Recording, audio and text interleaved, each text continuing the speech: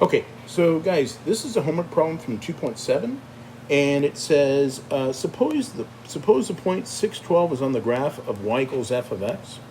The first part says, let's find a point on the graph of y equals f of 3x. Okay, so the first thing I'm going to do, I'm going to go to my formula sheet. What I did, guys, I just took a screenshot of my formula sheet, and this is what I'm looking at right here. Okay, now I'm going to explain to you, how do I know this is the part that I'm going to look at? Because of this. Okay, see how it says y equals f of cx? In our problem here for part A, it says y equals f of 3x. That looks a lot like this, right? So what we're going to do now is we're going to say, look, the way we're going to find our new point is this is what we're going to do. We're going to write our point like this, x divided by c, comma y. So in this case, when I look at this, I'm going to say, okay, I know my c number is 3. So if the point that we have is 612, what we're going to do now is we're going to take that number 6, we're going to divide it by 3, the 12 stays the same.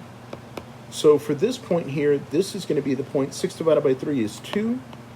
This is the point 212. So for part A, we're going to say our point is 2 and 12. Now we're going to do the same thing for part B. So for part B, what we have now is y equals f of 1/3 x, right? So in this case, my c number is the number 1/3. So again, I'm going to do it like this. I'm going to take 6 and I'm going to divide it by 1/3. Don't get nervous if there's a fraction there. It's okay. So remember what we're going to do here. Remember how we divide fractions.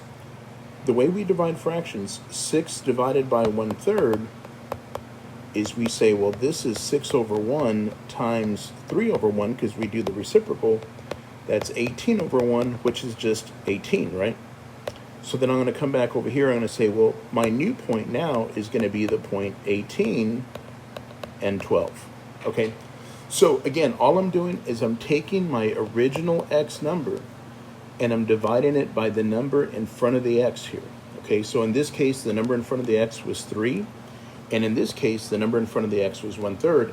So if I'm dividing by a fraction, then I need to multiply by the reciprocal so that I can get my answer, okay? If y'all got any questions, let me know. I'm happy to help.